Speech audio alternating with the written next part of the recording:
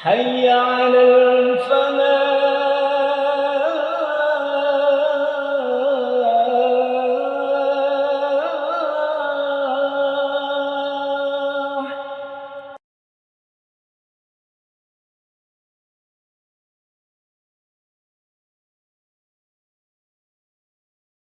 Assalamualaikum warahmatullahi wabarakatuh.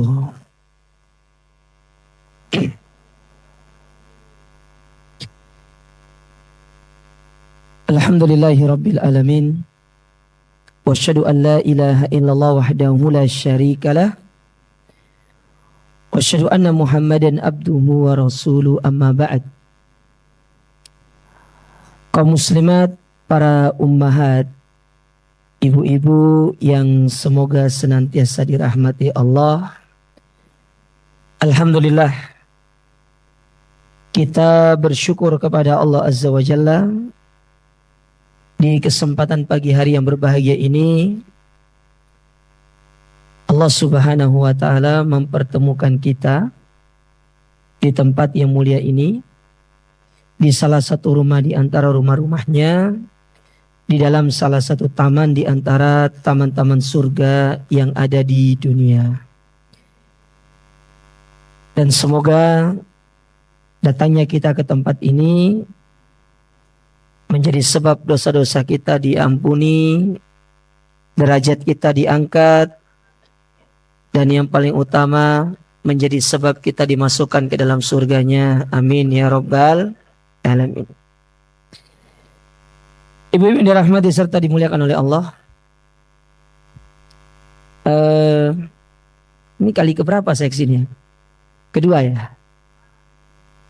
Kali kedua. Dulu di atas sana ya? Ya.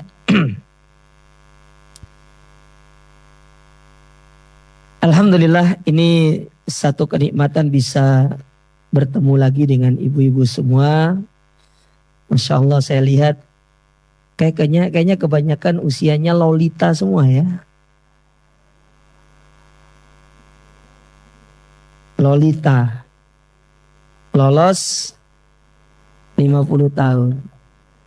Jadi saya ini seusia cucu-cucu jenengan kayaknya. Ya, cucu. Saya masih muda, Bu. Saya masih 25.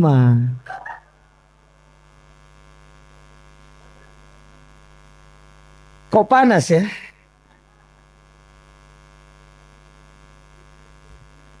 Ini nasihati nenek-nenek ini wah repot. Baik. Tema kita pada kesempatan ini tema yang cukup berat ya.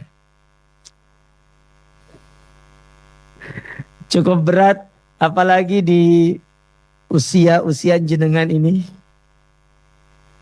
Muslimah yang produktif tanpa lupa terhadap fitrahnya. Kita kalau ngomong produktif ini ya kan berarti produktif apanya dulu nih? Ya. Saya tidak tahu mau ngomong apa jadinya ini. Baik. Ibu-ibu dirahmati serta dimuliakan oleh Allah. Yang perlu dipahami pertama, tujuan kita diciptakan di dunia ini, dan ini merupakan fitrah kita sebagai manusia, terkhusus sebagai seorang muslimah. Allah menciptakan kita untuk tujuan yang mulia, yaitu beribadah kepada Allah. Sebagaimana hal itu Allah sebutkan di dalam Al-Quran, di dalam surat Az-Zariyat, Allah mengatakan, wa ma khalaqtul jinna wal insa illa liya'budun. Jadi Allah menciptakan manusia, yang mana manusia itu terdiri dari ada laki-laki, ada perempuan, dengan tujuan yang sangat mulia, untuk beribadah kepada Allah. Namun terkadang banyak orang salah di dalam memahami makna ibadah. Kita selalu berkutat pada pengertian ibadah itu sholat 5 waktu. Berpuasa di bulan Ramadan. Kemudian berhaji, berumroh. Benar. Itu ibadah. Ibadah-ibadah yang besar. Tapi kalau kita melihat kepada penjelasan kitab-kitab para ulama, ibadah itu umum. Misalkan dari kalangan mazhab Syafi'i, mereka membagi ibadah itu menjadi 2. Ada ibadah yang mahdho, ada ibadah yang ghairu mahdho. Ada ibadah yang memang asalnya ibadah, Allah turunkan dalil menjelaskan ini ibadah.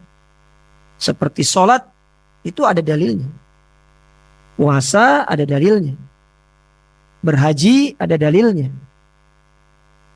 Itu yang disebut dengan ibadah mahdho namanya. Kalau bahasa kita itu pure ibadah. Memang asalnya ibadah. Allah perintahkan dia memang sebagai ibadah. Nah, ada jenis yang kedua. Jenis yang kedua itu diistilahkan dengan ghairu mahdho. Apa ibadah ghairu mahdho? Asalnya dia bukan ibadah. Dia perkara-perkara yang sifatnya mubah. Tetapi kepiawaian kita di dalam menata niat menjadikan hal tersebut bernilai ibadah. Saksi contoh. Makan itu ibadah atau bukan, Bu? Makan. Ibadah. Ibadah dah. Ibadah atau bukan? Yang benar. Tidur itu ibadah enggak? Mana dalilnya?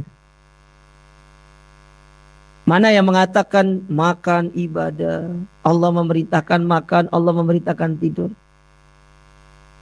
Itu kebutuhan dasar manusiawi, Bu. Makan, minum. Betul atau tidak? Istirahat, itu kebutuhan dasar manusia. Sesuatu yang Allah jadikan kepada manusia itu. Nah, dia sifatnya duniawi. Tapi nanti dia bisa bernilai ibadah di sisi Allah Ta'ala kalau kita pandai di dalam menata niat. Contoh tidur. Tidur itu bisa bernilai ibadah ketika ibu berniat saya kepingin tidur, istirahat. Supaya badan saya tetap sehat. Yang mana kesehatan itu saya kepingin gunakan untuk ibadah, sholat. Supaya bisa taklim. Mata serangkaian tidur itu dihitung sebagai ibadah. Tetapi jenis ibadahnya adalah ibadah ghairu mahdho namanya. Bukan pure ibadah. Tetapi karena permainan niat dia menjadi ibadah. Traktir teman. Traktir itu hubungan sosial, muamalah antara kita dengan kawan kita. Tapi dia bisa bernilai ibadah di sisi Allah ketika kita niatkan mentraktir teman itu masuk ke dalam sabda Nabi SAW. Kata Nabi SAW, ahabbul a'mali ilallah. Amalan yang dicintai oleh Allah Ta'ala itu adalah sururun tudkhiluhu ala qalbi muslim. Satu kebahagiaan yang kau masukkan ke dalam hati seorang muslim. Kita kalau traktir teman bahagia nggak, Bu? Bahagia. Apalagi kita yang ditraktir. Ibu suka mentraktir atau ditraktir? Hah? Lebih suka yang mana? Lebih suka ditraktir? Gak duwe modal ibu-ibu. Gimana jenengan muka yang sukanya ditraktir? Sukanya nraktir. Karena kalau nraktir otomatis ngeluarkan. Betul atau tidak? Kalau ibu ngeluarin dikembalikan gak sama Allah? Kembali. Makanya sekarang hobinya bukan ditraktir tetapi sulit. Ustaz. Sulit. Kecuali berusaha. Nah itu contoh, Bu. Kita bahagiakan orang itu ternyata bernilai ibadah. Padahal traktir itu secara hukum asal dia hubungan. Apa ya kalau bahasanya anak-anak sekarang itu adalah sebuah relation gitu loh. relasi antara kita dengan kawan kita. Tapi dia bisa bernilai ibadah tatkala kita niatkan untuk membahagiakan mereka. Kita bahagiakan dia, kita senangkan dia. Dia bahagia dengan perbuatan kita, maka itu dihitung sebagai ibadah. Nah, maksud saya ingin membuka nih mindset ibu, bahwasanya ibadah itu tidak hanya berkutat pada sholat, puasa, tidak. Tapi ibadah itu luas. Kasih makan kucing ibadah enggak? Taat lampu merah ibadah enggak? Pakai helm ibadah enggak? Sen kiri belok kanan ibadah atau bukan? Itu dosa. Dosa itu. Saya tadi pas kesini ketemu sama ibu-ibu yang seperti itu. Mungkin ibunya datang ngaji ke sini. Akhirnya saya tuh bingung. Saya berada pada persimpangan yang membuat saya bingung. Mau kiri mau kanan. Kiri yo salah, kanan yo salah. Memang kita menghadapi ibu-ibu tuh kudu sabar. Gak terima ibu. Baik. Jadi tujuan kita diciptakan di atas muka bumi ini apa bu? Ibadah. Nah, tujuan itu dia punya goals. Dia punya pencapaian. Apa pencapaian kita dari hal tersebut? Untuk meraih ridho Allah. Kita beribadah itu dengan tujuan yang sangat mulia. Yang mana goals kita, harapan kita ke depan itu, bagaimana dengan ibadah-ibadah tersebut kita bisa meraih ridho Allah Subhanahu wa ta'ala. Karena itulah yang dicontohkan oleh orang-orang soleh kita terdahulu. Allah berfirman di dalam Al-Quran. Kata Allah Subhanahu wa ta'ala, wa minan nasi man yashri nafsahu ibtigha'a mardatillah. Ada di antara manusia-manusia ini yang ternyata mereka dia menjual dirinya. Dia menggadaikan dirinya kepada Allah Ta'ala dengan tujuan agar Allah Ta'ala ridho kepada mereka. Maka segala hal yang bisa dia lakukan dari ibadah-ibadah ini untuk bisa mencapai ridho Allah Ta'ala dia lakukan. Nah, oleh karenanya ini yang ingin saya tekankan kepada kita semua, terutama kepada ibu-ibu sekalian, bahwasanya seorang muslimah itu dia meskipun dia produktif dalam urusan-urusan dunia ataupun yang lainnya, tapi dia jangan lupa tentang fitrahnya sebagai manusia, yaitu untuk menggapai ridho Allah Subhanahu wa ta'ala. Baik. Ada beberapa poin yang bisa ibu perhatikan di tengah kesibukan ibu, baik sebagai seorang istri, sebagai seorang ibu bagi anak-anak ibu, dan juga sebagai nenek, ya, sebagai seorang kawan dan yang lainnya. Ada beberapa poin yang harus diperhatikan di tengah kesibukan kita, tapi kita jangan sampai lupa tentang fitrah kita sebagai hamba Allah Subhanahu wa ta'ala. Yang pertama bu, karena kita ini hamba Allah Ta'ala dan kita diciptakan untuk beribadah, maka selalu berusaha untuk mengupgrade kualitas diri dengan ilmu. Kita mengupgrade kualitas diri kita dengan ilmu. Jangan mau kalah sama HP. Ibu pernah lihat aplikasi di HP itu kan? Setiap 6 bulan, setiap setahun minta untuk diperbaharui. Karena kalau tidak diupdate, dia lemot. Dia tidak akan bisa kemudian menghandle informasi yang akan masuk ke dalam aplikasi tersebut. Sama kayak kita manusia ini. Kita beribadah itu bu, tidak bisa asal-asalan. Semua ibadah yang kita lakukan itu harus didasari dengan ilmu. Dan itu harus melalui yang namanya menuntut ilmu. Dan tujuan menuntut ilmu itu bukan hanya sekedar tahu, oh ini yang boleh, ini yang tidak boleh, tidak. Tetapi dengan ilmu itu kita harus meningkatkan kualitas diri kita di hadapan Allah. Karena dengan ilmu itu kita bisa beribadah dengan cerdas. Bisa beribadah dengan cerdas. Ilmu yang akan mengarahkan kita kepada kualitas ibadah. Nah, ketika seorang tidak punya ilmu, itu yang membuat dia akhirnya terhalangi dari berbagai macam kebaikan-kebaikan dalam agama ini. Al-Imam Ibnu Qayyim rahimahullah, beliau pernah mengatakan dalam sebuah ungkapannya, kata beliau, al-ilmu aslu kulli khairin, wal jahlu aslu kulli syarrin. Ilmu itu pokok dari segala kebaikan. Sedangkan kebodohan itu merupakan pokok dari segala keburukan. Saya ingin mengajak ibu flashback ke belakang. Dahulu sebelum ibu ikut kajian, sering ikut ngaji. Pasti banyak di antara ibu yang belum mengenal apa itu puasa Ayyamul Bid. Ya toh? Belum mengerti tentang keutamaan puasa Muharram, puasa Dzulhijjah. Karena hanya sebatas mendengar dari telinga ke telinga. Tidak benar-benar memahami ibadah tersebut atas dasar ilmu yang dipelajari. Bukan karena kita duduk di majelis ilmu. Bukan hanya dari satu telinga ke telinga. Dari satu mulut ke mulut. Tetapi di tatkala kita datang belajar, kita duduk di majelis ilmu, ternyata Allah Ta'ala tidak hanya memberikan kepada kita ilmu. Tapi Allah memberikan kepada kita berbagai macam kebaikan. Apa di antara kebaikan yang diberikan oleh Allah dari ilmu? Kita dapat teman yang soleh. Kita dapat lingkungan yang baik. Betul atau tidak?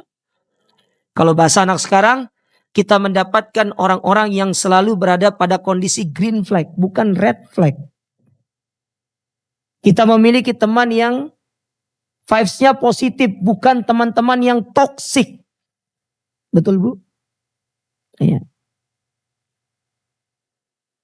Nah, dari situ kita bisa lihat manfaat ilmu itu luar biasa. Bukan hanya sekedar tahu, oh ini tidak. Tapi Allah kasih lebih daripada itu. Kita dapat lingkungan yang baik. Kita dapat teman yang baik. Teman yang soleha. Yang mana kita tidak dapatkan sebelum-sebelumnya. Kita mungkin sebelumnya berteman karena urusan duniawi. Tapi dengan kita belajar, kita datang ke majelis ilmu. Dalam rangka mengupgrade kualitas diri kita. Seiring berjalannya waktu Allah merubah niat kita. Yang tadinya kita berteman karena tendensi duniawi. Kita rubah, saya berteman sama dia karena saya kepingin dapat syafaat nanti di hari kiamat.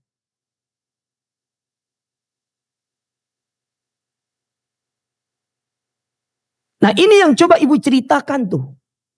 Kepada mereka-mereka yang terkadang ibu ajak, ayo kita datang ngaji ke Al-Falah. Dia bilang, oh sibuk, tidak ada waktu.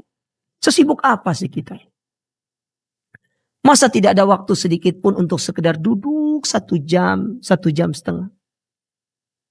Sementara kita tahu, waktu yang kita habiskan semuanya akan ditanya oleh Allah Ta'ala. Ya, ditanya sama Allah. Oleh karenanya, seorang muslimah yang produktif di tengah kesibukan-kesibukan dia, baik kesibukan duniawinya, jangan pernah dia lupa untuk belajar.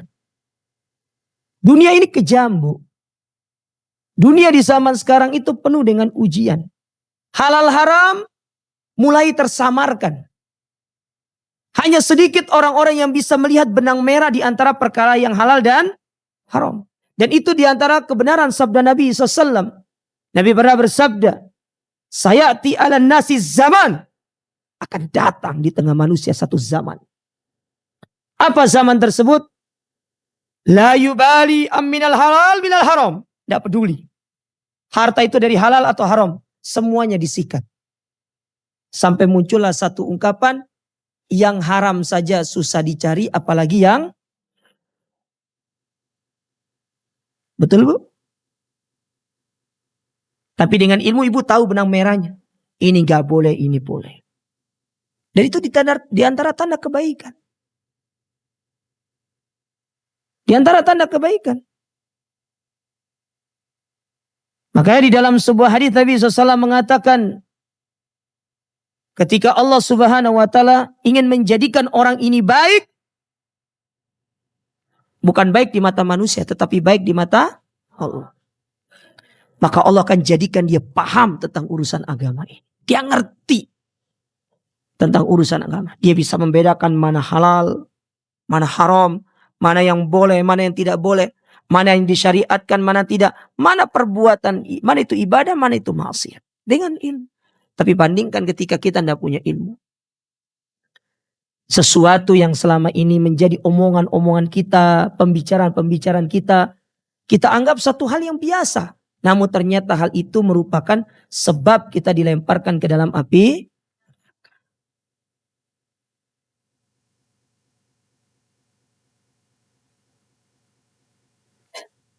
Ibu sebelum ngaji suka ngerasani orang gak?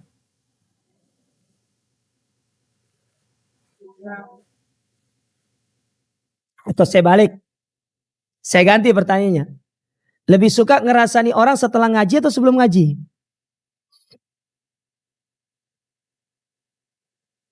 Hah? Sebelum. Berarti setelah ngaji masih? Hah? Loh katanya tadi kan pertanyaan saya.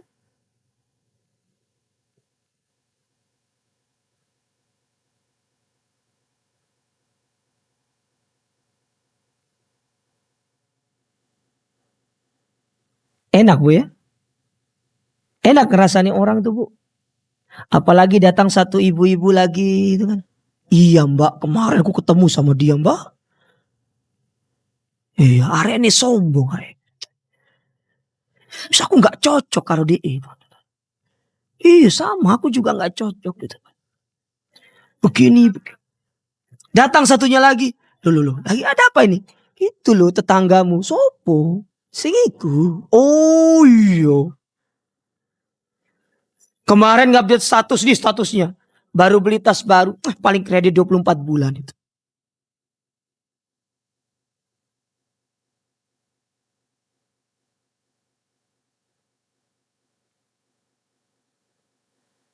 Banyak Bu di antara kita itu dulu omongan-omongan yang kita anggap biasa.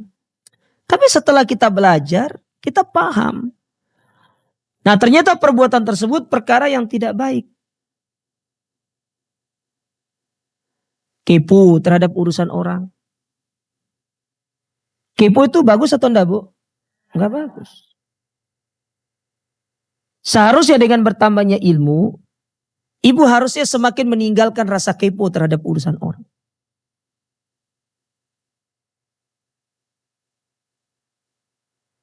Di hari kiamat itu kita tidak ditanya orang lain, kita ditanya tentang diri kita. Beda cerita kalau dia cerita sama kita. Tapi kalau Anda bertanya, mencari-cari tahu tentang urusan orang, itu tidak bagus. Itu bagian daripada kekepoan. Karena ketika kita tahu tentang rahasia orang, lalu kemudian kita menyebarluaskan, itu sama halnya dengan kita menggibah. Dan Nabi SAW menyetarakan dosa gibah, itu sama dengan dosa riba yang paling tinggi. Nabi bersabda dalam sebuah hadis yang hasan, kata Nabi alaihi salatu wassalam, ar-riba sintani wa sab'una bab.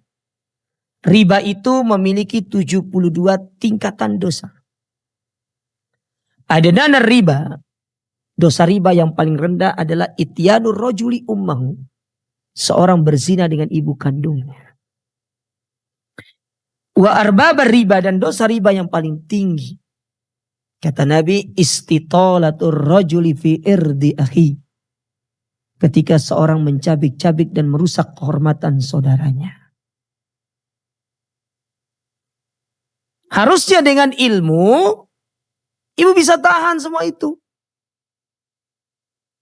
Menjadikan ibu lebih paham fitrah ibu sebagai manusia. Apa yang Allah perintahkan kepada kita.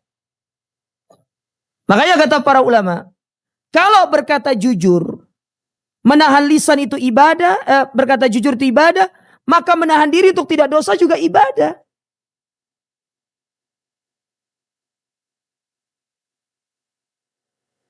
Kalau kita menyampaikan kebenaran itu adalah ibadah, maka menahan diri dari tidak membicarakan keburukan orang itu juga ibadah. Dan semua itu siapa yang bisa melakukan? Orang yang berilmu. Dari situ kita harus meningkatkan kualitas diri kita, upgrade ilmu. Belajar. Kalau ditanya sampai kapan belajar? Sampai mati. Gak ada berhentinya belajar itu.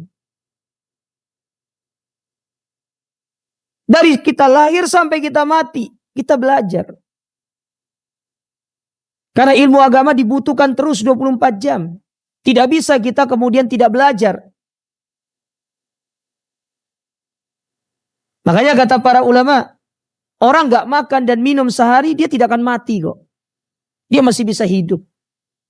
Tapi kalau orang tidak punya ilmu satu hari, berapa keburukan yang akan dia lakukan. Karena tidak ada bentengnya. Ilmu itu yang menjadikan seorang muslimah itu terlihat elegan. Dia elegan dengan ilmu itu. Dia paham fitrah dia sebagai manusia. Dia paham fitrah dia sebagai hamba Allah. Dia paham tentang apa yang menjadi kewajiban-kewajiban dia. Apa yang menjadi batasan-batasan dia. Dia paham. Karena ilmu itu menjadikan dia terlihat elegan di hadapan Allah. Bukan di hadapan manusia, tetapi di hadapan Allah. Paham, Bu? Berarti poinnya harus mencari ilmu. Belajar. Jangan tidak belajar. Ada waktu luang pergi belajar. Datang kajian. Subhanallah kajiannya loh tempatnya nyaman. Ono AC nih. Cuma gak ono kopi nih.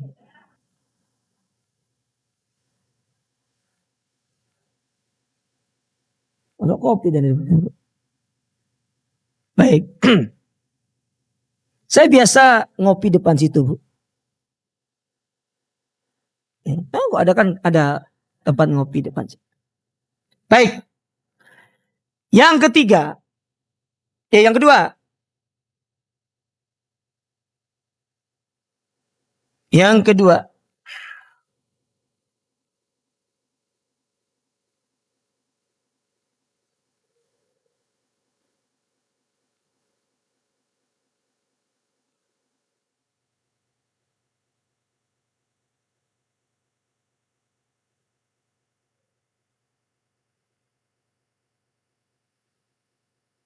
Ketika kita sudah dapat ilmu, Bu, maka seorang muslimah yang selalu ingat akan fitrahnya dia mengamalkan ilmu itu. Dia amalkan. Karena ingat, ilmu itu dikatakan bermanfaat ketika ilmu itu membuahkan amal. Apa doa Nabi SAW yang diajarkan kepada kita? Semua, insya Allah semua ibu hafal di sini. Yang diajarkan kepada kita yang kita disuruh baca pada setiap sholat subuh. Atau mengawali hari. Nabi bersabda, Allahumma inni as'aluka. Terus. Baik. Nabi mengatakan, Allahumma inni as'aluka ilman nafi'an. Ya Allah, aku meminta kepadamu ilmu yang bermanfaat. Perhatikan yang poin ini saja. Yang 2-3-nya tidak usah. Nabi mengatakan ilmu yang bermanfaat. Dari ucapan Nabi ini, ada beberapa pelajaran yang bisa diambil. Yang pertama, ketika Nabi mengatakan ilmu yang bermanfaat, berarti di sana ada ilmu yang tidak bermanfaat. Paham, Bu? Ada ilmu yang tidak bermanfaat. Yang kedua, ilmu itu dikatakan bermanfaat kalau diamalkan. Selagi ibu itu hanya sekedar paham tapi tidak mengamalkan, maka ilmu itu hanya disebut dengan istilah ma'rifah. Tahu ma'rifah? Ma'rifah itu hanya sebatas knowledge. Pengetahuan. Sebatas pengetahuan, oh ibu paham gitu loh. Ibu ngerti. Ibu paham, ya itu pengetahuan namanya.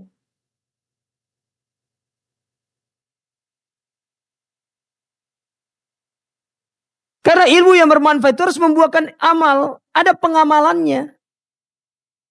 Dan itu yang disebutkan oleh para sahabat dahulu. Kata para sahabat radhiyallahu taala anhu, nata'allamu asyra ayat. Kami pelajari 10 ayat. Walam nujawizhunna. Dan kami tidak melewati 10 ayat tersebut. Hatta na'mala bihinna. Sampai kami beramal. Mengamalkan apa yang kami pelajari. Ibu sudah berapa kitab yang ibu habiskan? Sudah berapa lama ibu menuntut ilmu?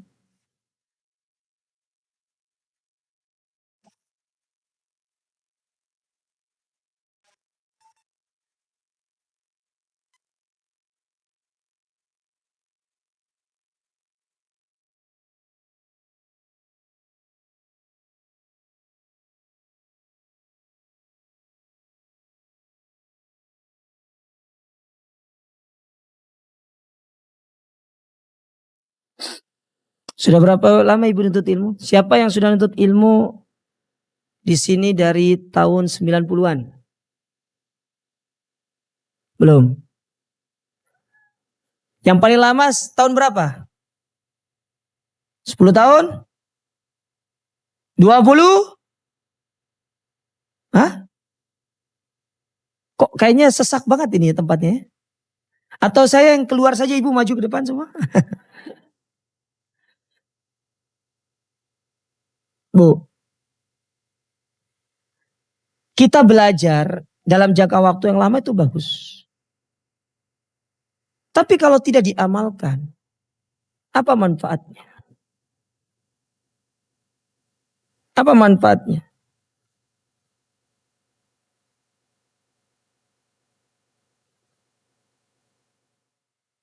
Karena tujuan daripada ilmu itu adalah diamalkan.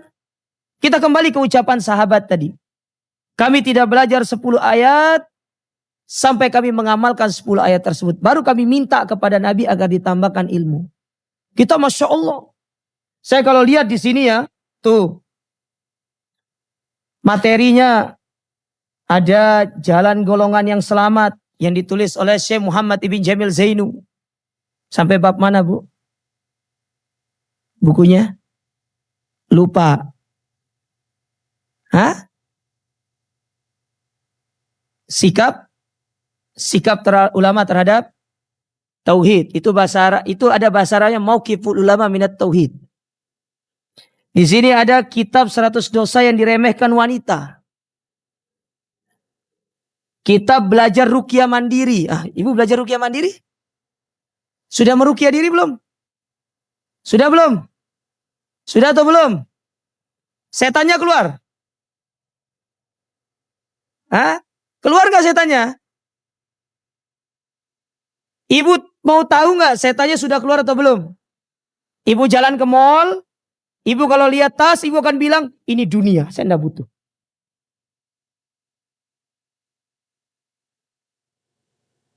Tapi kalau ibu masih bilang, wah peo, setannya masih ada itu. Apalagi kasih kode ke suaminya, Mas, wapi yo. Saya sering bilang sama para suami, bapak-bapak, hati-hati jangan tertipu dengan kalimat api yo. Karena di belakang itu ada kalimat yang dihapus. Yang hanya ditaruh di dalam hatinya para istri. Api yo kalau aku sih gawe. Suami gak peka-peka soalnya. Ibu sudah berapa buku yang ibu habiskan? Sudah berapa lama belajar? Belajar itu bukan hanya sekedar lamanya, tidak. Prakteknya apa? Sederhana saja. Ibu sudah berapa kali mendengar bahaya menggibah orang, tapi tetap saja kita suka gibah orang tuh. Enggak gibahnya di dunia offline. Tadi padahal baru ketemu di tempat ngopi. Lanjut lewat HP. Apa? Nah, ini setelah ini saya sebutkan nih poinnya. Ilmu yang sudah didapatkan itu harus diamalkan.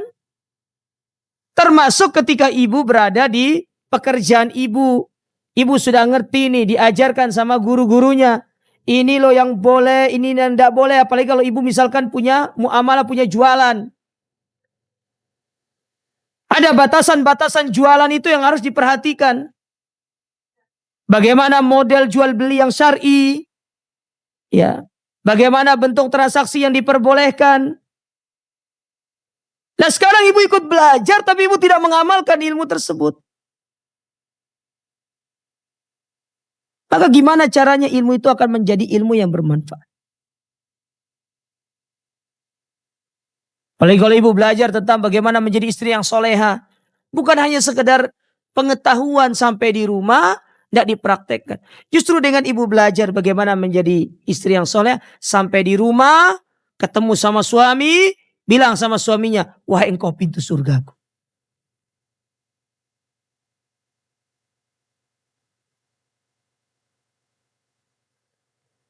Wahai engkau pintu surgaku, sesungguhnya rekeningku telah kosong.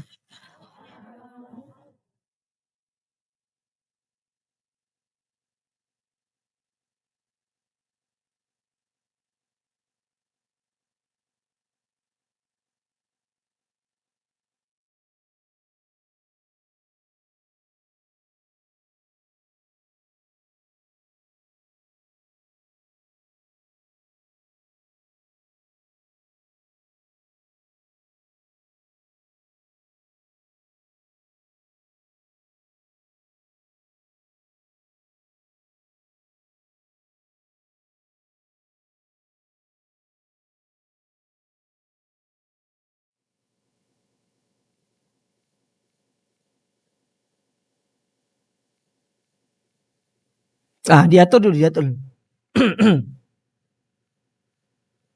Sudah. Biasanya yang geser-geser itu usianya lebih tua, yang sandar-sandar tuh biasanya usianya lebih tua biasanya. Betul. Yang suka nyandar-nyandar. Sampai mana kita? Kok saya lupa? Ya. Ibu belajar nih tentang materi bagaimana menjadi suami yang istri yang soleha. Sampai rumah, Bu. Praktekkan. Praktekkan berat memang awal-awalnya. Tapi pelan-pelan ibu bisa. Terutama di dalam memaafkan suami. Ibu tahu Ummu Darda? Pernah dengar kisah Ummu Darda? Ummu Darda radhiyallahu taala anha. Dia punya suami, dia cinta sama suami. Tapi yang membuat dia itu istimewa. Kalau suaminya marah sama dia akan datang ke suami sambil memegang tangannya dengan mengatakan, wahai suamiku, iki berat iki. Jenengan sudah bilang waduh iki berat ini. Wahai suamiku, bagaimana mata ini akan terpejam malam ini sementara engkau belum ridho kepada. Maafkan aku. Supaya aku bisa tidur. Ibu bisa ngomong seperti itu enggak? Wes kajian kita tutup wes. Mulai.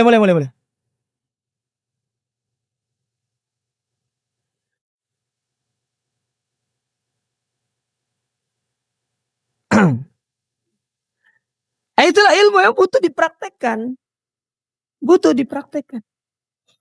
Semua kita butuh untuk mempraktekkan ilmu. Karena memang ilmu itu harus dipraktekkan. Nah kalau dipraktekkan baru ilmu itu namanya ilmu yang bermanfaat. Kalau dia tidak dipraktekkan, maka dia jadi ilmu yang tidak bermanfaat. Makanya para ulama mengatakan, samratul ilmil amal. Buah dari ilmu itu adalah mengamalkan. Bukan hanya pada satu ilmu, tapi seluruh apa yang sudah ibu pelajari pelan-pelan ibu praktekkan. Pelan-pelan ibu praktekkan. Ilmu yang kaitannya dengan ketaatan kepada pasangan, ilmu yang kaitannya dalam pertemanan, ilmu yang kaitannya dengan jual beli. Nah, gitu ibu jual beli misalkan. Kan orang jual beli nggak boleh bohong. Praktekkan. Ya. Karena kita ini sering tergiur dengan keuntungan yang banyak. Sehingga rela untuk berbohong. membohongi customer. Padahal kita sudah belajar bahwasanya harta yang didapatkan dengan cara yang haram menyebabkan harta itu tidak berkah. Kalau harta itu tidak berkah, maka harta itu tidak akan bisa menjadikan kita dekat dengan Allah Ta'ala. Jadi nggak ada ceritanya harta haram membuat dekat dengan Allah, nggak ada, Bu. Tetapi harta yang berkah itulah yang menjadi jalan yang paling utama untuk mendekatkan kita kepada Allah. Saya sering bilang kepada para ibu-ibu, terutama kalau berbicara tentang mendidik anak, dan juga kepada para suami ya. Kadang kita punya cita-cita, anak itu menjadi penghafal Quran. Kita punya cita-cita anak itu menjadi anak yang soleha. Sementara yang kita masukkan ke dalam perut mereka adalah sesuatu yang haram. Itu tidak akan bisa terjadi. Karena kesolehan dan kesolehatan itu tidak akan bersatu dengan perkara yang haram. Paham ibu-ibu? Berarti setelah ibu belajar, ibu mengamalkan ilmu. Poin berikutnya. Di tengah kesibukan ibu harus bersungguh-sungguh untuk beramal. Ini poin yang ketiga. Sungguh-sungguh di dalam beramal. Kita tidak bisa pungkiri, Bu. Di tengah kesibukan kita, apalagi dengan kesibukan-kesibukan duniawi ini, kadang membuat kita itu malas di dalam beramal. Malas dalam beramal. Sehingga tatkala kita sudah malas beramal, kita akan jatuh dalam sifat yang namanya futur. Dan futur ini berbahaya. Kalau dibiarkan terus berada dalam diri kita sifat futur ini, ujung-ujungnya kita akan menjadi manusia yang fasik kepada Allah Ta'ala. Karena futur itu menjadikan orang itu benar-benar meng-cut off yang namanya ibadah. Dan Nabi sudah bilang, inna likulli amalin sirrotan wa likulli sirrotan fatrotan. Setiap amal itu ada masa semangat, ada masa lemahnya, masa malasnya. Ketika kita dalam kondisi malas, di saat itulah kita butuh faktor-faktor yang bisa menjadikan kita lebih semangat. Apa faktor yang bisa menjadikan kita tetap semangat beramal? Satu, berdoa sama Allah. Doa. Minta. Agar Allah Ta'ala menjadikan kita semangat dalam beramal. Maka di antara doa yang diajarkan oleh Nabi SAW kepada kita, Allahumma a'inni ala dzikrika wa syukrika wa husni ibadat. Itu doa yang ibu harus sering baca. Karena doa tersebut dijelaskan oleh para ulama, di antara faedahnya adalah menghilangkan sifat malas, sifat futur, kemalasan. Karena nanti dari malas menuju ke lalai. Kalau ibu sudah lalai, hati-hati. Itu sudah masuk ke dalam talbis iblis. Kalau sudah ibu masuk ke dalam talbis iblis, bahaya. Kita akan terseret ke dalam kekufuran. Faktor kedua, faktor teman. Teman itu penting, Bu. Untuk membantu kita bisa semangat. Makanya ibu-ibu yang suka mengatakan kepada temannya, kita bestie until jannah. Siapa yang suka ngomong gitu? Cie bestiku tekore. Bestie fillah. Bu, dengarkan saya Bu ya. Berteman itu kudu berkorban. Ibu kalau tidak mau berkorban jangan berteman. Karena pertemanan itu harus ada yang namanya pengorbanan. Apa di antara bentuk pengorbanan? Saling menasehati.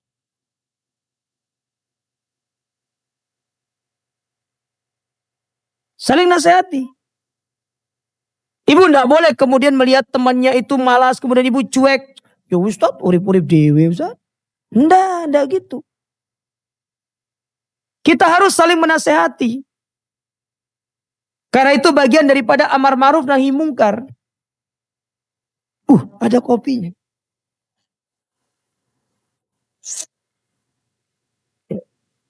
Kita kajian sampai jam 1. Siap Bu? Bismillah. Emang kopi gratis tuh enak Bu.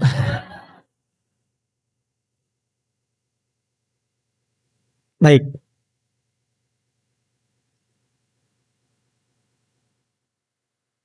Ini kopinya kemanisan. Tapi seharusnya tidak usah pakai gula karena saya sudah manis Bu. Kok pede banget Ustaz ini. Baik. Sampai mana tadi?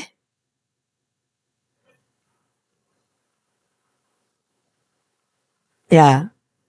Kudu berteman. Teman itu kudu ada yang namanya pengorbanan. Tidak bisa ibu berteman gak ada pengorbanan itu. Tidak bisa. Salah satu bentuk pengorbanan itu yang ibu harus lakukan. Ibu harus siap untuk menasihati teman ibu. Dan perlu diingat. Teman itu gak ada yang sempurna. Semua teman itu punya kekurangan. Makanya seorang penyair pernah mengatakan. Turidu sahiban la aiba fih. Engkau menginginkan seorang teman yang tidak punya cacat, mustahil. Fahal auhu yafuhu bila dukhon. Seperti seorang yang kepingin mencium harumnya kayu gaharu, tetapi tidak mau dibakar.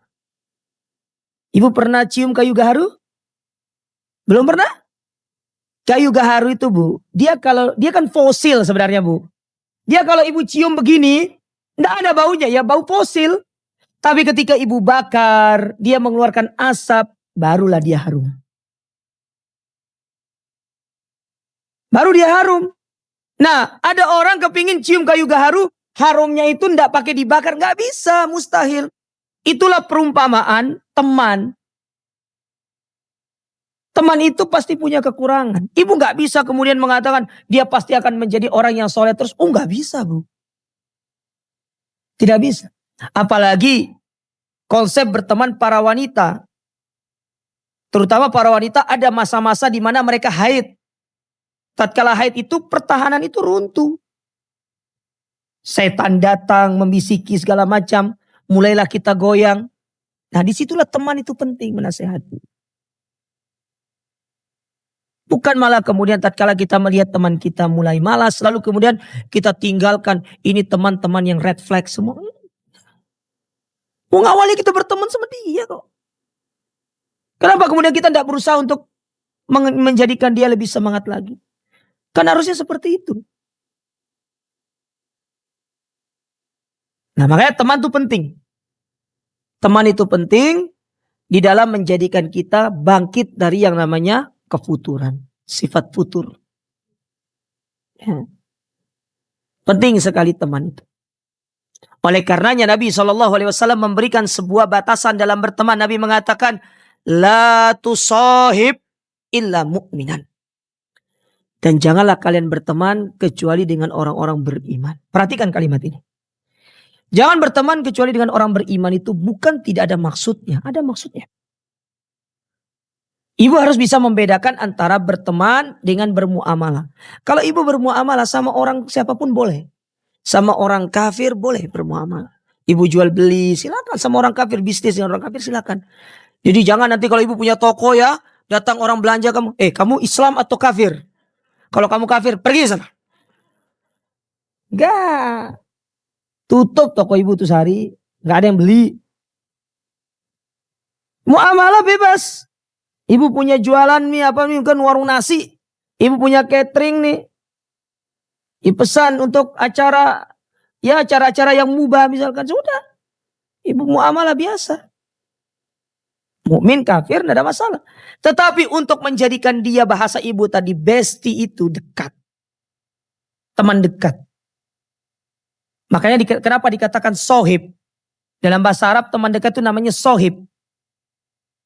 Kan teman itu dalam bahasa Arab tuh banyak. Ada sohib, ada sodik, ada zamil. Itu memiliki makna masing-masing. Sohib itu karena menunjukkan kedekatan. Yang mana kedekatan itu bisa menarik. Makanya orang Arab mengatakan as-sohibus sahib. Teman itu menarik. Menarik kita kepada keburukan atau kepada kebaikan. Nah, Nabi mengatakan bertemanlah engkau dengan orang beriman. Karena ada sebabnya. Satu, bisa menasihati kita tatkala kita lalai dan futur. Dua, teman itu bisa memberi syafaat. Sekarang kalau ibu berteman dengan orang kafir, bisa beri syafaat?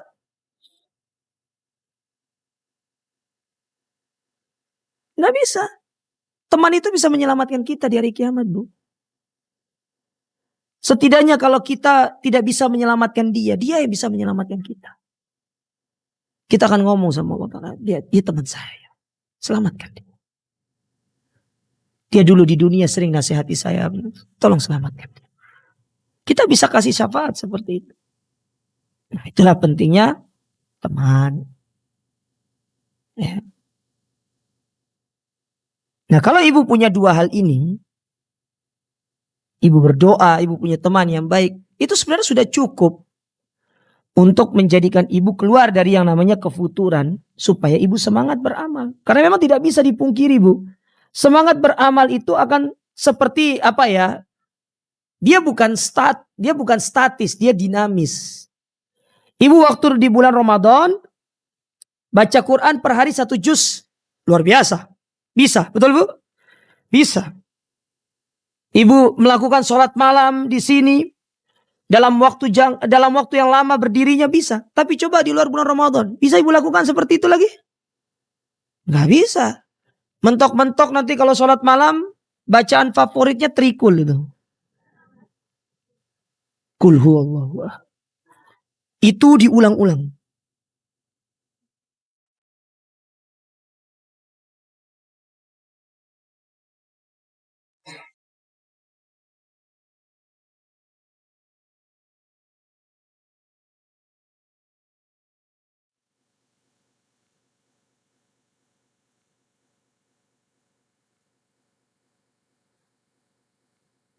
Jadi perhatikan masalah ini, Bu. Jadi kita tetap harus berusaha untuk beramal. Makanya ketika kita dalam kondisi mulai mengarah kepada kemalasan, di saat itulah ibu coba mencari nasihat. Oleh karenanya Imam Ibnu Qayyim rahimahullah di dalam bukunya, beliau pernah mengatakan manusia itu harus membagi waktunya menjadi 4. Ya, menjadi 4.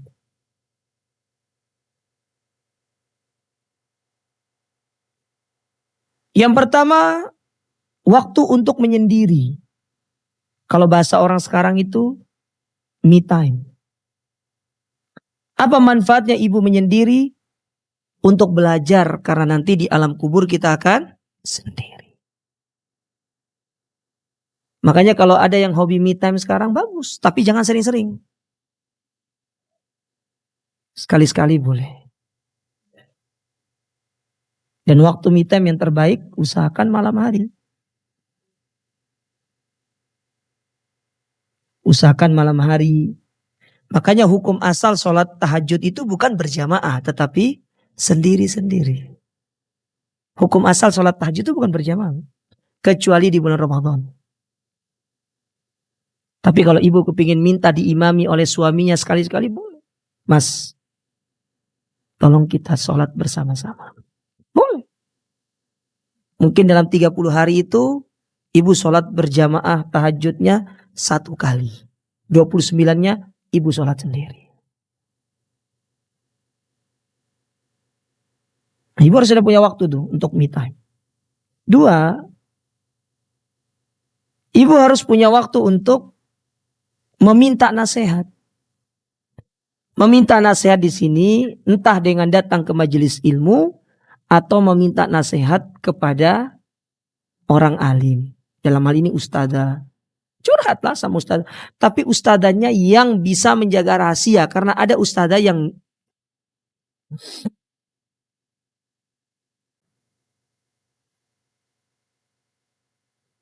tak boleh menceritakan itu. Yang bisa menjaga rahasia. Ibu jangan cerita sama saya tidak bisa menjaga rahasia. Ya, berat menjaga rahasia itu, Bu. Saya orangnya polos soalnya, Bu. Cari yang bisa ibu minta nasihat. Atau kalau tidak ada hal yang perlu untuk dicurhatkan, datang, Ustazah tolong berikan saya nasihat. Saya butuh nasihat. Boleh, tidak ada masalah. Memang itu memang penting. Karena terkadang manusia itu kalau dia lalai dari diberikan nasihat, dia akan merasa dirinya selalu benar. Makanya Allah mengatakan wadzakir fa inna dzikra tanfa'ul mu'minin. Dan berikanlah peringatan karena peringatan itu bermanfaat bagi orang-orang beriman. Di antara penafsiran para ulama tentang ayat tersebut, karena manusia sering lalai, maka dengan nasihat supaya mereka bangkit dari kelalaian. Yang ketiga, waktu jalan-jalan. Ini senang ibu nih. Jalan-jalan. Memang harus ada waktu jalan-jalan, Bu. Refreshing. Kalau dalam istilah Ibnu Qayyim namanya waktu rihla namanya. Waktu tamasya. Tamasya itu dari bahasa Arab, Bu. Tamasya ya tamasya. Artinya pergi jalan, itu namanya tamasya. Tapi diserap menjadi bahasa Indonesia, itu dari bahasa Arab. Tamasya. Ibu kalau pernah belajar bahasa Arab, apalagi kitabnya yang agak tinggi, biasanya mereka akan menggunakan bahasa tamasya. Hayya natamasya ilal hadiqatil hayawanat. Ayo kita pergi bertamasya ke kebun binatang. Ya. Tamasya itu bahasa Arab. Keluarlah tamasya bersama anak-anak, sama keluarga.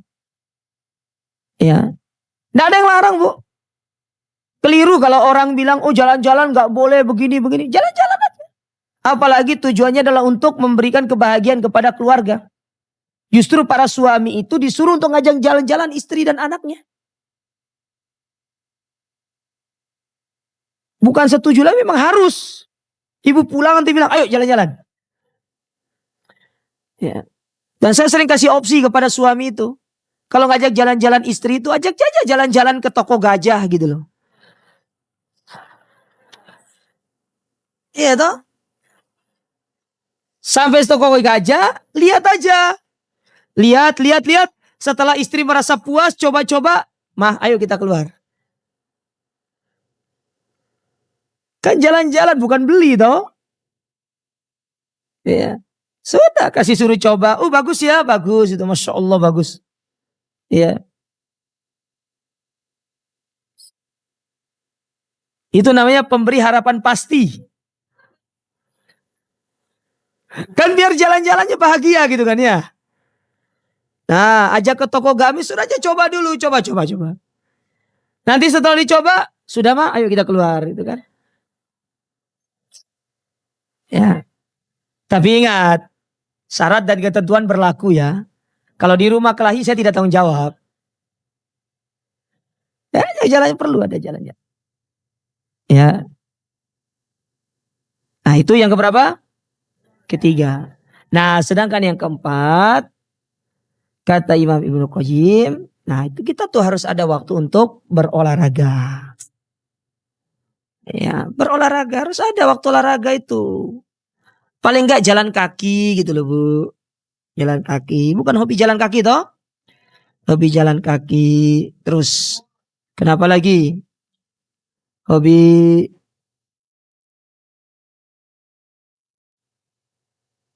main padel.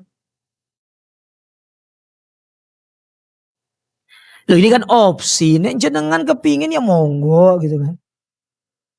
Karena olahraga sekarang tuh nggak ada yang murah-murah, Bu. Orang lari itu, ibu kira orang lari itu murah larinya? Enggak, mahal. Mahal.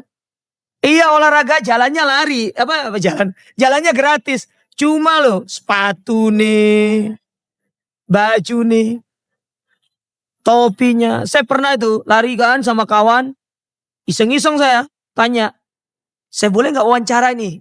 Wawancara apa Ustaz? Berapa OOTD-mu hari ini? Outfit of the day. Saya tanya, topi.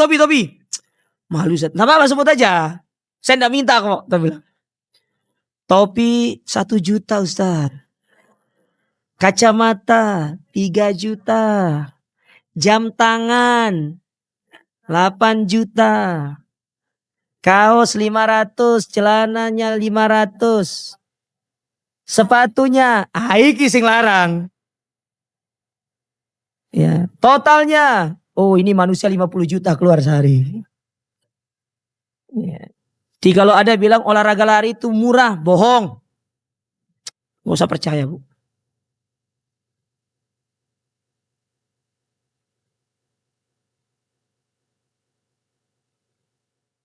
Baik.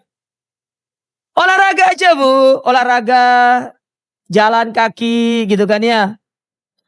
Gak usah lama-lama 30 menit.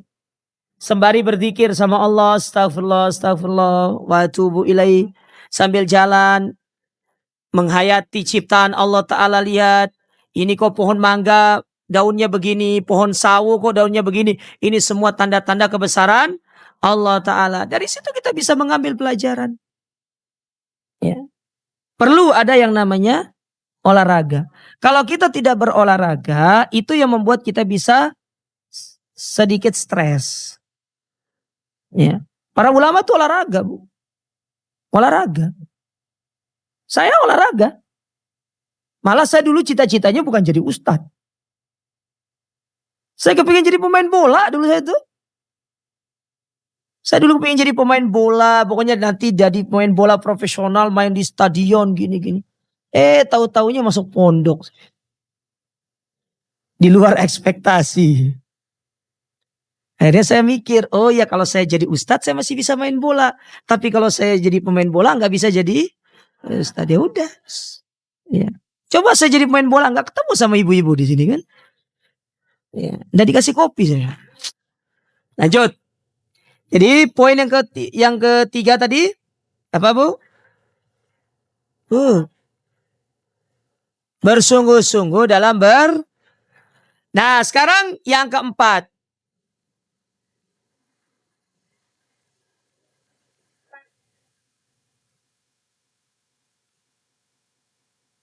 Poin besarnya.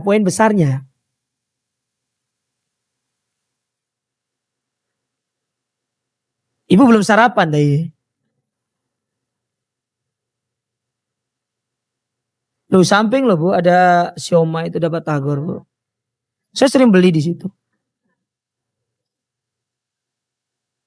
Baik. Ibu makan gratis tuh. Selesai makan bayar. Lanjut. Yang keempat. Yang keempat itu, di tengah produktivitas ibu sebagai seorang muslimah, ibu harus pandai mengatur waktu.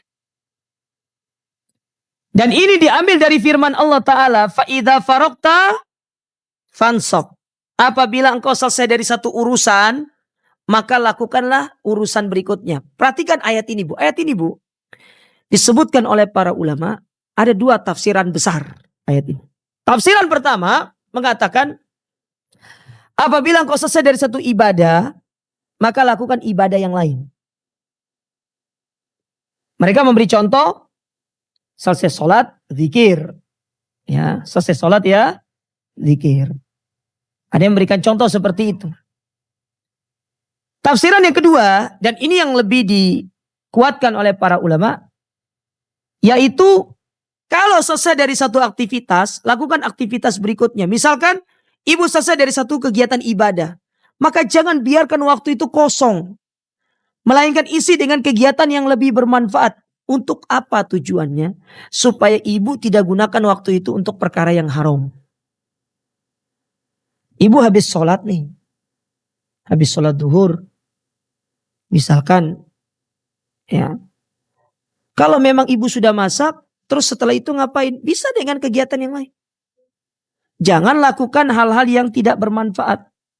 Karena kalau ibu biarkan dia kosong, setan akan mengarahkan ibu untuk melakukan yang haram. Mana contoh yang haram? Nanti ambil HP-nya. Buka grup dulu. Oh, kok sudah 1000 ini? Baca dari awal. Scroll dari. Dan perhatikan ini. Setan itu, Bu, tidak akan menyesatkan kita kepada perkara yang haram itu kecuali melalui pintu-pintu yang mubah pertama kali. Yang mubah itu kita dijadikan melakukannya secara berlebih-lebihan. Sampai kita lupa waktu dan menjadikan kita akhirnya terjatuh dalam perkara yang haram. Perkara yang mubah awalnya. Kayak misalkan HP ibu itu mubah. Tapi kalau ibu scroll lama-lama. Akhirnya di situ setan mulai bermain. Ya, mulailah masuk ke grup WA. Mulailah kemudian membuka aplikasi A, aplikasi B. Kemudian mulai membuka aplikasi nonton. Ya, nonton drakor. Sekarang bukan drakor, Bu. Dracin. CEO yang menyamar jadi tukang sapu.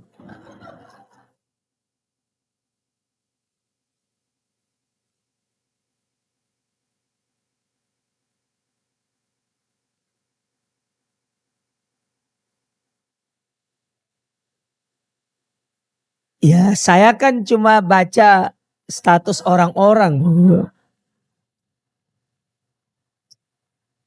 Kan kita kalau lihat, bisa kan lihat Facebook gitu kan. Apalagi ada nomor-nomor ibu-ibu yang tak simpan itu kan dia buat status. Tukang sapu menyamar jadi CEO gitu kan. Ya. Makanya saya akhirnya tuh kebawa. Ketika ketemu sama satpam-satpam, jangan-jangan ini CEO ini. Ibu hati-hati sama tukang parkir depan itu ya. Jangan-jangan dia menyamar tuh, Bu. Menyamar jadi CEO. Ya. Sampai pada akhirnya ada kisah. Ada kisah kawan. Dia cerita sama saya. Ustadz, anak kesel sama istri. Kenapa? Masa setiap anak pulang anak dibandingkan sama artis Korea, Ustadz? Loh kenapa dia bilang? Dia bilang istri saya, Mas kok kamu elek, artis Korea ini cantik. Terus kamu jawab apa? Duh aku elek ini kerja cari uang buat kamu. Subhanallah. Ada yang seperti itu. Akhirnya dia membandingkan suaminya dengan artis Korea. Nah itu setan bermain halus, Bu. Nah, berbeda sama kawan saya yang satunya. Lucu dia. Di kawan yang satunya cerita. Ustadz, kenapa? Antum simpan foto istri di dalam dompet? Oh enggak. Anak tidak mau simpan foto istri di dalam dompet. Kalau dompet hilang kan nanti ketahuan ini istri saya. Kalau anak simpan Ustadz. Kenapa? Ya biar nanti kalau ada masalah kantor, ada masalah pekerjaan. Saya akan ambil dompet, saya akan buka dompet saya. Saya lihat foto istri saya. Dan saya akan katakan ini masalah lebih besar dari apa yang saya hadapi.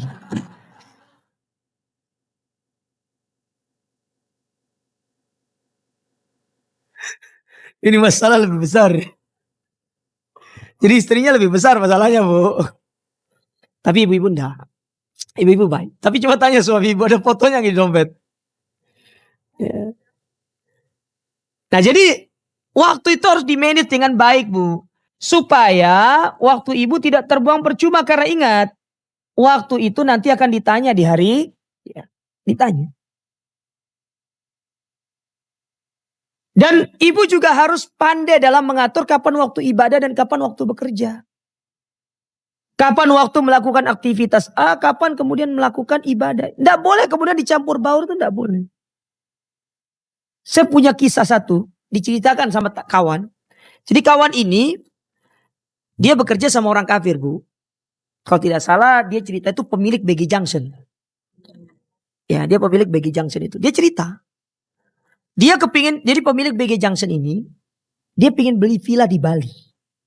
Dia berangkatlah ke Bali itu sudah cocok, villanya cocok. Lalu ketemulah sama pemilik villa, ternyata pemilik villa ini sama-sama kafir, Hindu. Dia janjianlah di notaris. Ketemu ternyata notarisnya lama belum datang. Ketika notarisnya datang, ternyata waktu notaris itu datang, ini waktunya dia sembahyang si Hindu ini. Lalu Hindu ini bilang sama dia, ya, sama pembeli ini, Pak, kalau mau beli villa saya tunggu. Tapi kalau tidak mau nggak apa-apa, karena saya mau sembahyang. Kata yang ingin beli ini, saya mau beli, saya diatur-atur sama penjual ini katanya. Padahal saya mau beli barangnya loh ini. Tapi saya diatur-atur. Nah maksud saya, Lihat orang kafir saja. Dia bisa mengatur waktunya, ibadahnya itu loh. Kenapa kita nggak bisa? Padahal waktu kita ibadah itu nggak lama loh. Ibu sholat maksimal 10 menit tuh. 10 menit. Masa 10 menit tidak bisa kita luangkan waktu kita untuk segera menyambut perintah Allah Ta'ala. Padahal kata para ulama, bersegeranya kita di dalam menyambut perintah Allah, itu merupakan tanda kebaikan buat kita. Karena tatkala kita segera menyambut perintah Allah, itu sama halnya kita sedang berdoa dan berharap agar Allah memperbaiki urusan kita. Allah perbaiki urusan kita. Nah kalau ada dalam diri kita itu ya, niatan untuk segera beribadah, lakukan. Jangan tunda-tunda. Kayak misalkan nih, ibu selesai aktivitas rumah. Ibu lihat jam, ternyata masih jam 9. Kepingin sholat duha. Sementara ibu paham, sholat duha itu yang paling afdal itu justru mendekati sholat duhur.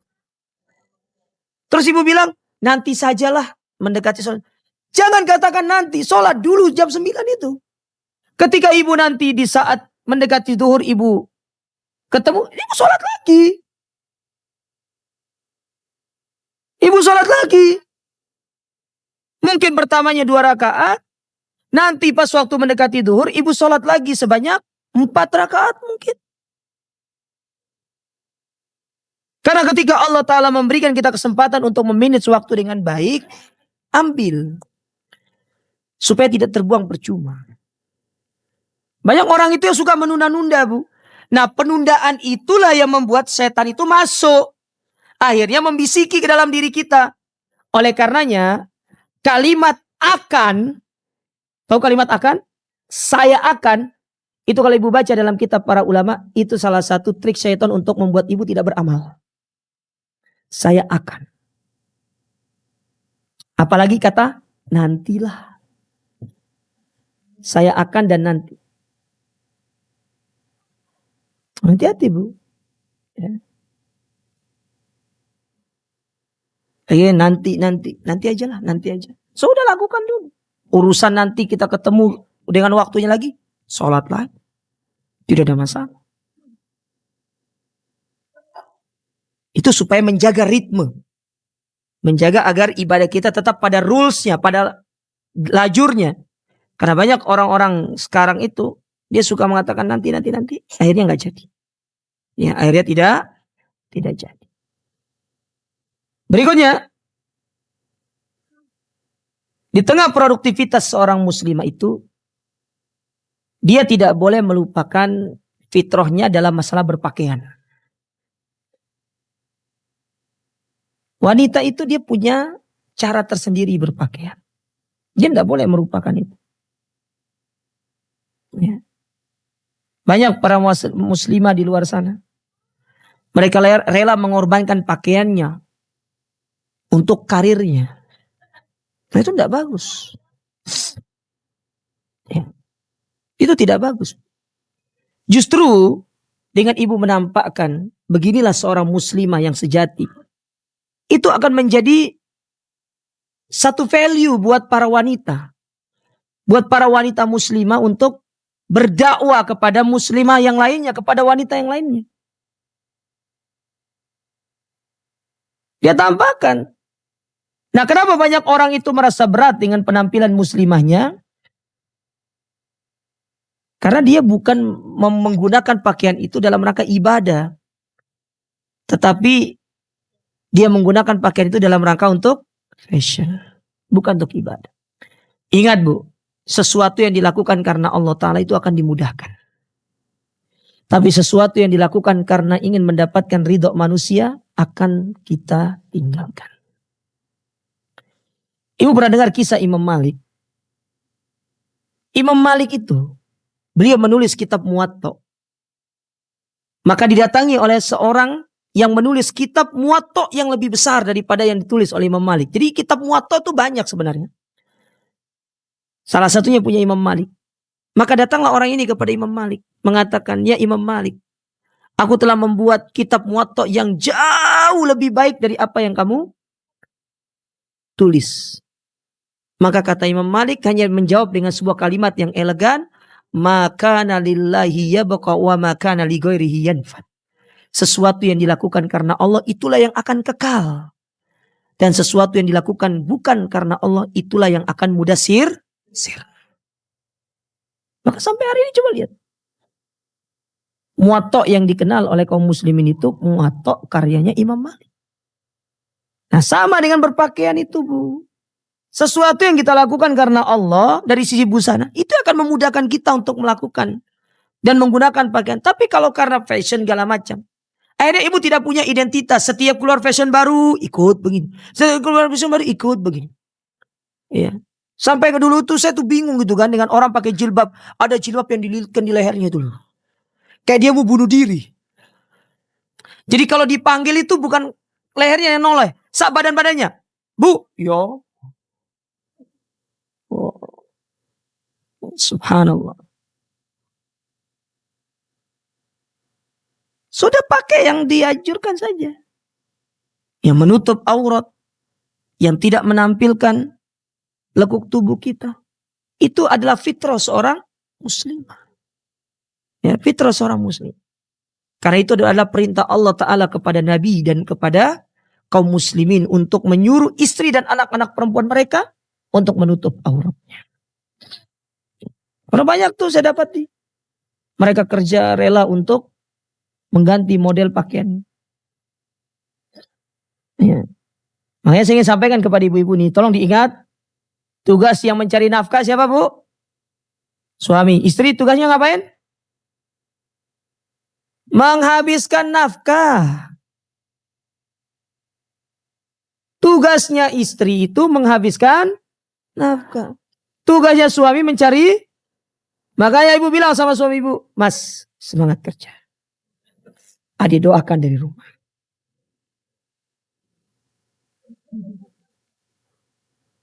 Ya. Nanti kalau dapat gaji jangan lupa. Ya. Gitu. Ibu kenapa mau susah-susah? Kecuali kalau ibu mau usaha boleh-boleh saja tidak ada masalah. Mau buka A, buka B ya monggo nggak ada yang larang, gitu kan? Mau jualan makanan, ibu mungkin punya hobi masak, silakan. Tetapi jangan lupa di balik itu ibu harus juga punya waktu untuk diberikan kepada suami. Ya banyak orang ini karena dia sibuk itu lupa sama suami. Akhirnya suami itu mencari yang perhatian sama dia. Ya. Nah kita kembali kepada pakaian. Perhatikan pakaian ini. Terakhir. Di tengah produktivitas seorang muslimah. Ya. Dia jangan lupa. Tentang satu kaidah yang harus diperhatikan. Jadilah muslimah yang produktif. Yang bisa bermanfaat bagi orang lain. Yang bisa memberikan manfaat bagi. Dengan apa yang ibu kerjakan, berikan manfaat kepada orang, terutama kepada kaum muslimin. Karena Nabi SAW mengatakan, khairun nas, anfa'uhum linnas. Sebaik-baik manusia itu adalah yang bermanfaat bagi manusia yang lainnya, bagi orang lain.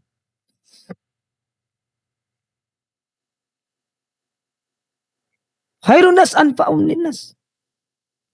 Sebaik-baik manusia bermanfaat bagi. Bermanfaat itu tidak harus memberikan sesuatu yang banyak Bu. Apa yang ibu bisa lakukan, ibu lakukan. Di tengah produktivitas ibu sebagai seorang wanita muslimah, berikan manfaat itu. Contoh nih, ibu adalah orang yang konsen dalam masalah tumbuh kembang anak. Ibu kasih manfaat kepada kaum muslimin. Bagaimana caranya? Memberikan kepada mereka materi tentang bagaimana ya tumbuh kembang anak yang baik. Ada posyandu di rumah, ibu jadi pemateri.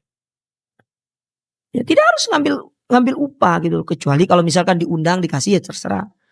Tapi kalau kepingin beramal sudah ajukan diri. Ya saya pingin berbagi boleh nggak gitu kan. Loh tapi kita nggak punya dana buat ini. Nggak apa-apa biarkan Allah Ta'ala yang bayar gitu aja. Kasih. Sekarang itu sarana untuk berbagi itu banyak Bu. Apalagi dengan adanya media sosial. Ibu bisa berbagi kepada yang lainnya. Bisa memberikan manfaat kepada yang lainnya. Maka gunakan kesempatan ini untuk memberikan manfaat kepada orang lain. Dan niatkan semua itu karena Allah. Karena ingat, Nabi bersabda, "Mandala ala khair." Barang siapa yang menunjukkan kepada satu kebaikan, falahu ajrun misla ujuri man tabi'ahu la yanqusu min ujurihim syai'. Lalu kemudian orang lain mengikutinya, dia dapat pahala seperti orang yang mengikutinya dan tidak dikurangi sedikit pun. Pahalanya mirip plek, ketiplek. Padahal kita tidak beramal seperti dia. Tapi karena ilmu yang kita ajarkan, kita dapat pahala seperti dia. Baik, ini yang bisa kita sampaikan pada kesempatan ini, ibu-ibu. Ya, semoga bermanfaat. Semoga Allah Subhanahu wa taala ya memberikan kita ilmu yang bermanfaat. Baik, ada yang ingin bertanya, saya persilahkan. Silakan bagi para ibu yang ingin bertanya bisa acungkan tangannya. Ada, Bu?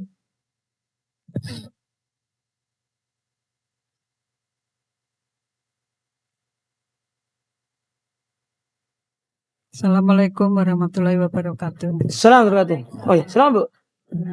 Ustadz, tadi disampaikan tugas suami mencari nafkah. Pada prakteknya di sekarang itu banyak istri yang mencari nafkah. Gimana, Us? Berarti suami nggak paham fitrahnya dia. Terus kita gimana, Us? Nasihati. Nasihati suami itu untuk mencari nafkah. Dan suami yang menyuruh istrinya mencari nafkah, sedangkan dia tidak mencari nafkah, ini contoh suami yang tidak punya kecemburuan. Ini namanya dayus. Kan? Tugas suami adalah mencari nafkah. Istri, biarkan di rumah. Kalau memang dengan cukup dia mencari nafkah dan itu sudah mencukupi kebutuhannya, biarkan istri di rumah. Ya, ini sering saya sampaikan kepada para suami, terutama kepada mereka-mereka yang akan menikah. Di khutbah-khutbah nikah saya sering sampaikan. Wahai engkau para suami, punya rasa cemburu. Membiarkan istrimu mencari nafkah. Kecuali karena terpaksa gitu loh. Kalau memang dengan mencari nafkah suami itu sudah mencukupi keluarga, sudah. Makanya berdoa kepada Allah Ta'ala minta kecukupan. Cukup, minta cukup gitu loh. Ibu kalau mau beli stick 2 juta cukup gitu kan. Ibu kalau mau. Cukup minta. Nah, suami-suami yang seperti ini dia tidak memiliki wibawa jadinya. Maka kalau ada suami seperti ini, nasihati. Ingatkan dia tentang fitrahnya. Tugas suami adalah mencari tugas suami mencari nafkah. Istri tugasnya adalah menghabiskan nafkah. Menghabiskan nafkah. Kenapa ibu atur? Tugas suami, istri itu adalah diberi nafkah, bukan mencari nafkah. Tapi kita tidak bisa katakan gini loh. Karena ada kondisi-kondisi, memang istri itu mau tidak mau harus bekerja. Tapi kalau memang tidak dibutuhkan untuk bekerja, kenapa harus suami istrinya bekerja? Biarkan di rumah. Gitu. Fokus didik anak. Ya, fokus didik anak. Biarkan dia untuk pergi ngaji juga.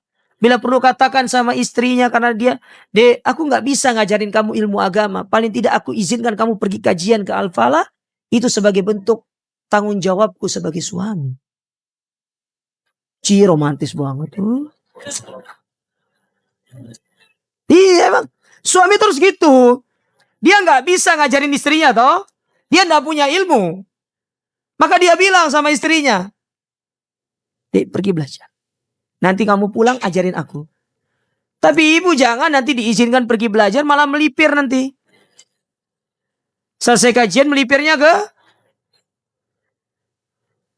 izinnya pergi ke Al-Falah. Kajian dari jam 9 sampai setengah 11. Nanti setelah pas mau pulang telepon, "Mas, aku tak melipir aji mumpung iki." Nah. Gak bener iki. Keliru iki jenengan iki. Apalagi sudah direncanakan sejak awal gitu kan. Tidak ngomong sama suaminya dulu. Karena kalau ngomong, "Mas nanti aku tak melipir." Nggak boleh. Sudah paham karakter suaminya. Jadi izinnya pas waktu di luar. Apalagi bawa-bawa kawannya. Nanti kamu tiba-tiba ajak saya ya gitu kan. Banyak istri yang seperti ini. Tapi di sini enggak ya.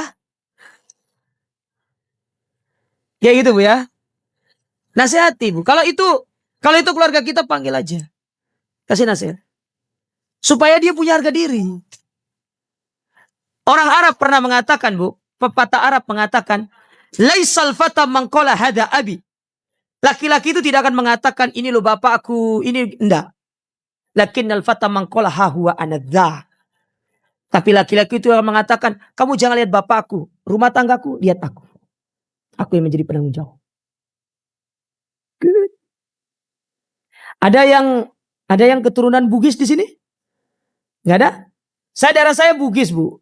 Saya punya keluarga itu sangat vokal dalam masalah ini. Jadi saya kalau di keluarga kami itu aib kalau masih tinggal sama orang tua itu. Keluar. Kita merantau. Ya. Aib. Tapi kalau ibu masih kepingin sama anaknya boleh. Tapi kalau bisa anaknya itu tetap dimotivasi untuk bekerja. Yang laki ya. Kalau punya warisan, ya udah kasih aja warisannya biar dia berusaha supaya bisa menafkahi anak dan istrinya. Ya. Harus dijadikan dia bangga dengan kepemimpinannya. Dia sebagai seorang pemimpin dia harus bangga gitu loh. Ini keluarga saya. Supaya dia nanti ketika dilihat sama orang dia akan mengatakan, iya, bapakku kaya, tetapi aku tidak sama bapakku, aku kerja sendiri. Gitu. Paham ya? Ada lagi? Cukup? Cukup. Ibu sudah bilang cukup, itu cukup kan? Baik, karena kita sudah disuruh berhenti sama ibu-ibu nih, ya. Kita cukupkan kajian kita sampai di sini. Semoga bermanfaat Bu. Sekali lagi saya mohon maaf atas segala kekurangan dan kehilafan. Dan semoga Allah Ta'ala senantiasa menganugerahkan kepada kita keistiqomahan. Baik, kita berdoa kepada Allah. Semoga Allah Subhanahu wa Ta'ala mendengarkan segala doa-doa kita semuanya. Allahumma aslih lana dinana alladhi huwa ismatu amrina. Wa aslih lana dunyana allati fiha ma'ashuna. Wa aslih lana akhiratana allati ilaiha ma'aduna. Waj'alil hayata ziyadatan lana fi kulli khair. Waj'alil mauta rahatan lana min kulli syar. Allahumma ati nufusana taqwaha wa zakkiha anta khairu man zakkaha. Anta waliyuha wa maulaha. Rabbana zalamna anfusana wa illam taghfir lana wa tarhamna lanakunanna minal khasirin. Rabbana la tuzigh qulubana ba'da idh hadaitana wa hab lana min ladunka rahmah innaka antal wahhab. Rabbana atina fid dunya hasanah wa fil akhirati hasanah wa qina adzabannar wa akhiru da'wana anil hamdulillahi rabbil alamin. Subhanakallahumma rabbana wa bihamdika asyhadu an la ilaha illa anta astaghfiruka wa atubu ilaik. Wassalamualaikum warahmatullahi wabarakatuh.